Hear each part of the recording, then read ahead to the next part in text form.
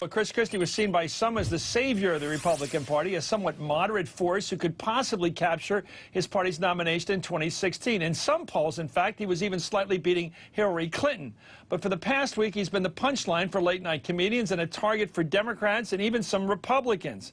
Can Christie survive politically? And if he can't, if he's hobbled by this scandal, where does that leave the Republican Party after he's out of the running? Who better to discuss all of this than Bill Maher, the host of Real Time with Bill Maher, which, thank God, returns this weekend with new episodes this Friday at 10 o'clock on HBO. Bill is, by the way, a son of the great state of Jersey. Bill, I have to say, I'm going to warm you up now because I always have to be careful about you because I don't know which way you're going on me. Your show is, without doubt, the #1 show I could ever appear on, besides this one, of course. Every time I do your show, about two times, 3 times a year, every single person I meet says, I saw you on Maher. So you must have incredible ratings, even though they don't matter on HBO. So now I've done it. Yeah, we actually do. Yeah, we do have incredible ratings. It's a well-kept secret in the media, but so much is, Chris.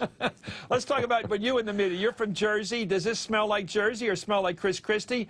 Do you smell the fact that there's somebody going to testify like a John Dean in a couple of weeks? I'm betting and hoping, actually, for Bridget Kelly to talk about what really was like working for this big guy and what the orders were and the signals were and the atmosphere was. Right. And that's why she had this conversation, time for traffic problems in Fort Lee, as if she'd been having this conversation for months. Your thoughts? Well, I don't think they'll ever find a smoking ham, you know, to attribute to Chris Christie directly. I think he's too clever for that. That's not how thugs work.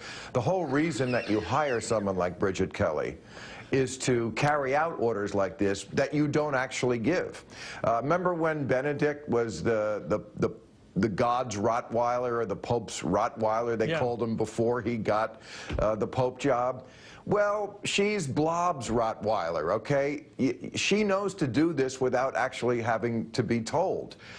It's the atmosphere. What I think is interesting, that I find new about a scandal like this is, I never knew before of a scandal where an administration, maybe it wasn't Christie himself, but the administration actually purposely inflicted pain on its own citizens to make a point to other politicians. I mean, Nixon had an enemies list, but he carried out his vengeance directly against the people who were his enemies. He didn't, you know, use the people of America as hostage shields. Yeah, I remember.